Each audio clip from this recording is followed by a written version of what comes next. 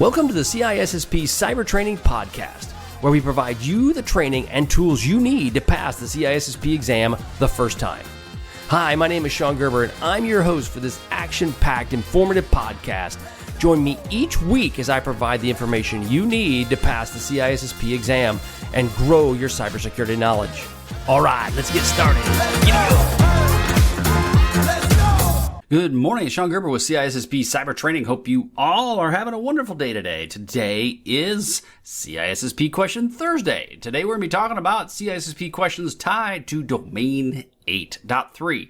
And so we're going to focus on the aspects of that today. And you can get all these questions at CISSPcybertraining.com, along with all the video that goes along with it is all there available, co-located for you. So it's ready for you to use anytime you want. And also know that anything you purchase at CISSPcybertraining.com goes to charity, as we're looking to deploy and grow our charity for adoptive families. So again, anything you purchase at CISSP Cybertraining will go to our nonprofit for adoptive families. I got to put that plug out there. Just do. Well, hope you all are having a great day. And I hope you all are staying cool. I know it's extremely hot out there, especially for the folks down in Texas. It's quite hot right now. A lot of them still don't have power. So hope you are all doing well and staying safe, because, yeah, that's not good. Heat sucks. It just truly does. It's not fun. But let's get into question number one. Again, this is over Domain 8.3. Question number one. A company utilizes a continuous integration and continuous delivery pipeline for its software development plan. Which of the following security controls would be most effective in mitigating risks associated with code vulnerabilities? A. Static application security testing integrated into your CI/CD pipeline. B. Dynamic application security testing performed during post-deployment. C. Code reviews conducted by senior developers before merging the code. Or D. Application whitelisting on production servers. And the most effective, again, what would be the most effective in mitigating the associated code vulnerabilities would be A. Static application security testing integrated into your pipeline. The more you can integrate into your CI/CD pipeline, the much better it's going to be. I've seen very good results out of this. So any way that you can look for vulnerabilities while it's in the CI/CD pipeline, good call. Really good call. Question 2. During the code audit, the reviewer discovers a critical buffer overflow vulnerability. The developer argues that the vulnerability is not exploitable because the specific user input size required to trigger it would be highly unlikely to occur in a real-world usage. Which of the following is the most appropriate response? Again, the code audit review, developer says, nah, it's not a big deal because it's too unlikely that it's going to happen. What should you do? A. Accept the developer's explanation and move on. B. Implement input validation to prevent specific user input size. C. Refactor the code to eliminate the buffer overflow vulnerability entirely. Or D. Conduct a risk assessment to determine the likelihood of the impact and exploitation. So obviously B, C, and D are all positive. A, yeah, I don't know if I'd move it, accept it or not. You need to understand accepting it's not bad, but you also need to have some validation behind it. The answer is C. Refactor the code and eliminate the buffer overflow vulnerability entirely. That's what you want to do because it's the most secure approach. Now you have to talk about it. You may decide, you know what, from a risk standpoint, you would just add a input size change to your or user input size change to that actual field. But in this case, the refactor will take care of it completely. Question 3. Your company utilizes a cloud-based software development platform called a SaaS platform for building internal applications. Which of the following is most important security control to implement and to manage the risks associated with the code stored on this SaaS provider's infrastructure? Okay, so again, you've got cloud software development, you got a SaaS environment. Which is the most important security control for your environment? A. Implement strong access controls within the SaaS platform for your developers.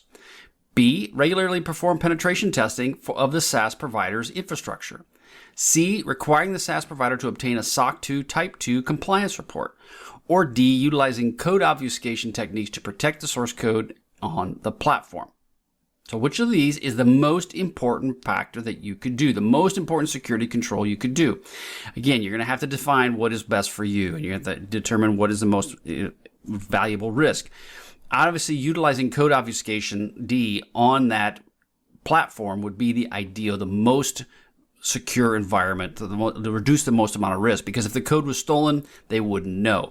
The downside is that adds a lot of drama potentially. So you may have to decide which way you want to go. Question 4, you're tasked with implementing a risk management framework for your software development lifecycle, for your SDLC. Which of the following risk assessment methodologies is most appropriate to identify and prioritize the threats to your code? So again, you're tasked with implementing a risk management framework for your software development lifecycle. Which is the most appropriate to identify and prioritize threats to your code? A, failure mode and effective analysis, or failure mode and effects analysis, that's FMEA. B, stride threat modeling. C, OWASP top 10 web application security risks. Or D, CVSS, common vulnerability scoring system. So all of those are good, right? But which is the most appropriate to identify and prioritize threats to your code? And OWASP would be the top 10 web application security risks, would be your first place to start, C. Question 5, your company uses a centralized logging system to record all user activity related to code changes. However, a recent security incident involved an attacker compromising a developer's credentials and modifying the critical code. Which of the following security controls could have the most effectively prevented this incident from occurring? So again, if a centralized logging records all user activity to code changes. However, a security incident involved an attacker compromising the developer's credentials and modifying the critical code. What could have been done to most effectively prevent this incident? A, implement multi-factor authentication. B, utilize role-based or RBAC for those specific code modules. C, employing code signing and verifying integrity of the code commits. Or D, enabling continuous CI pipelines to automatically detect and revert malicious code changes. And the answer is A. MFA would be one of the best options you could do in this situation. It would definitely add an extra layer of security. And even though they got access to the credentials, hopefully they would not have access to the person's MFA token. Question 6, your development team utilizes open source libraries in their code. Which of the following security controls is the most important to mitigate risk associated with vulnerabilities in these libraries?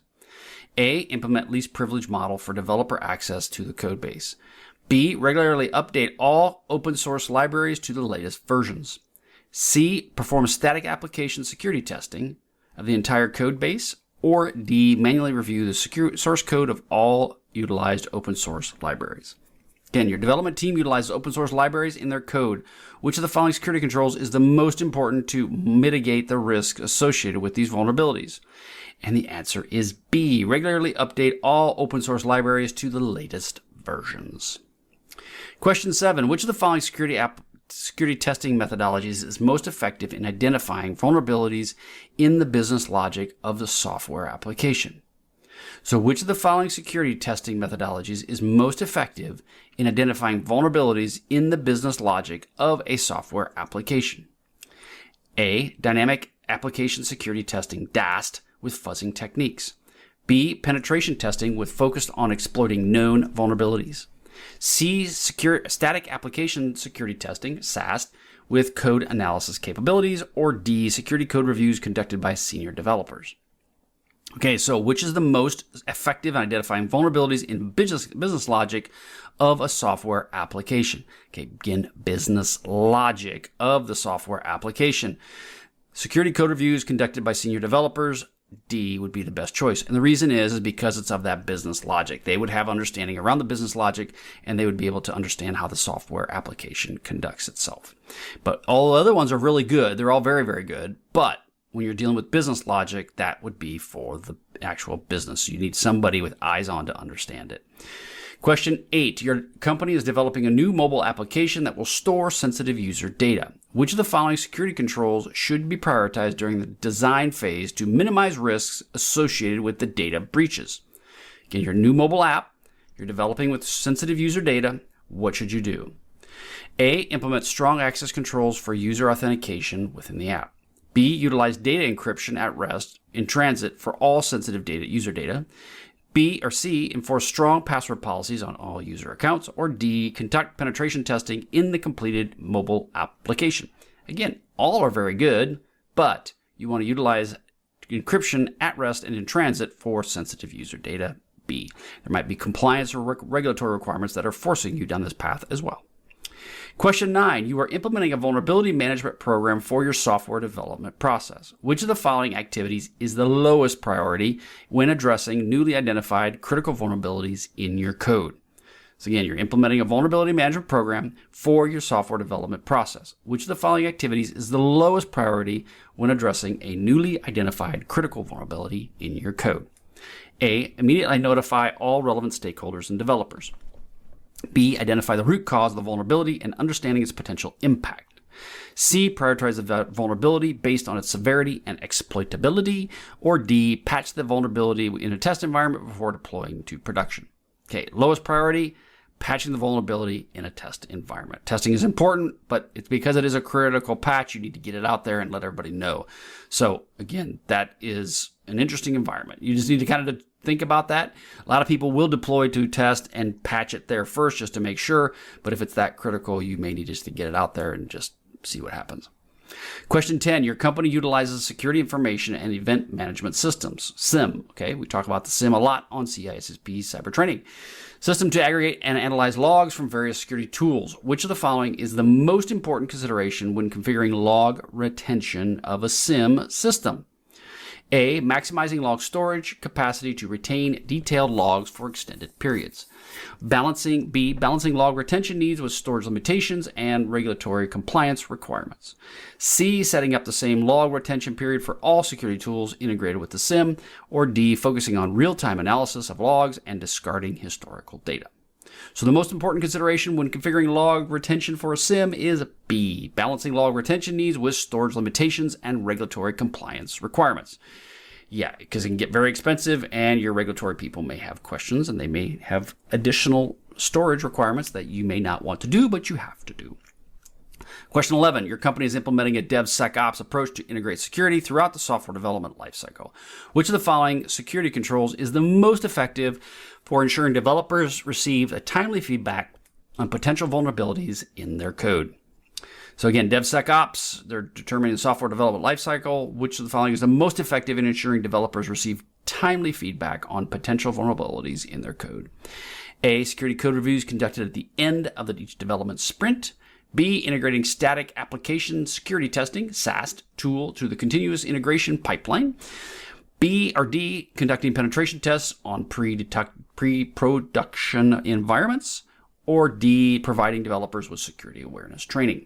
Okay, the most effective. Which one is the most effective? Again, all those are good, but the most effective is B, integrating static application testing into your CI/CD pipeline.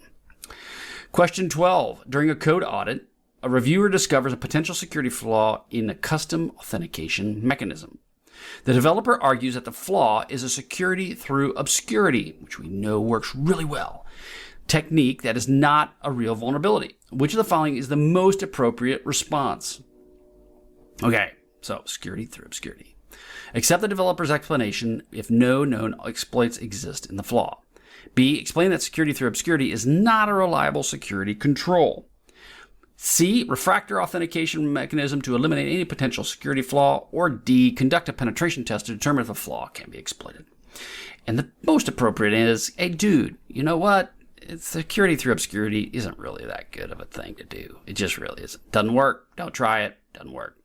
They figure it out. They're smart. Question 13. Your company plans to outsource the development of a critical software application. Which of the following security controls is most appropriate to, or most important to implement when it's considering a potential vendor? So a company plans to outsource its development of critical software application. Probably not a good idea. I would avoid it. A, and require the vendor to provide a SOC 2 Type 1 compliance report. B, conducting a security assessment of the vendor's development environment. C, specifying detailed security requirements in the development contract. Or D, implementing code reviews on all code delivered by the vendor. Okay, the last one, good idea, but that would take way too much work. So when it comes down to it, what would you do? Well, if they're going to be developing it for you, you want to do a full security assessment of their development environment, which may include you going on site to understand it. Been there, done that, got the t-shirt. So you may have to do that. something to consider, especially if they're doing outsourcing of your code. I do not recommend it as much as you possibly can, unless they have a rock solid system that you can audit and that feel comfortable with that they will do. Question 14, which of the following security best practices is most relevant when designing a software development process that prioritizes secure coding practices? Okay, again, security best practices, which is most relevant when designing software development processes that prioritize secure coding practices. That's a lot of P's. There's a lot of P's in that question. A, implement the least privilege model for developer access to production environments. B, utilize automated code reviews with static application security testing. C, enforce strong password policies for developer accounts. Or D, provide developers with secure coding training and resources. Okay, the most relevant is utilize automated code reviews. Again, I talked about it. Utilize them as much as you possibly can because, again, they will help make your life so much easier. Question 15, the last melon, if you know the movie for extra credit. Which of the following activities is the least effective approach for identifying and prioritizing security risks associated with new software? Again, the least effective approach with identifying and prioritizing security risks for new software applications. A, conduct a threat modeling exercise to identify potential attack vectors. C, perform a vulnerability scan on the completed application to identify known vulnerabilities. C, review industry best practices and security recommendations for similar applications. Or D, utilizing a checklist of generic security controls to identify potential weaknesses. So, which one is the least effective? Yeah, you got it. D, checklist of generic security controls. Yeah, that's great, but that's not going to work so well. Again, up to you. You decide what you want to do. And all right, that's all I've got for you today. Head on over to CISSPcybertraining.com. Again, I got some great free materials there. There's awesome free stuff, but there's also, if you purchase like my bronze package or any of the other packages, obviously all of that funding goes to our local charity that we're creating as a nonprofit that's set up specifically for adoptive families, parents who want to adopt children and they financially are struggling to do so. We are offering an opportunity for them to be able to get a potentially low interest loan or potentially a grant depending upon the need and the situation. Again, not everybody will be able to not everybody will qualify, not everybody will get a loan, but the bottom line is it's designed specifically for families that are struggling, that may need a little bit of extra help to help adoptive parents and bring kids into loving and caring families. That's the ultimate goal. There's a lot of kids out there that got nothing. They got nothing at all. And having an adoptive family to help them, to grow them, and I've seen this firsthand with my kids. It isn't always rainbows and unicorns and sunshine. It's not, but it is a wonderful opportunity, and my kids are well blessed, and I'm well blessed for the fact that we did this for them. And again, God gave this to us, gave us the opportunity to do it. And it's been a blessing to both of us, to all my kids and to my wife and myself. So if you are interested in some training, you can get, again, all of that is going to our nonprofit, and we greatly appreciate any and all support for this endeavor. All right, have a wonderful day. Just have a great day, and we will catch you on the flip side. See ya. Hey, thanks again for listening today. It's been my pleasure to prep you for the CISSP exam. Are you interested, though, in some free CISSP exam questions? Head on over to freecisspquestions.com and sign up to join my email list, and you'll receive access for 60 free CISSP questions each and every month for the next 6 months. That's a total of 360 questions just for signing up with CISSP Cyber Training. You'll also gain access to other free CISSP resources, so just head on over to freecisspquestions.com and sign up, or head on over to CISSPcybertraining.com and sign up today. Have a wonderful day, and we will catch you on the flip side. See ya.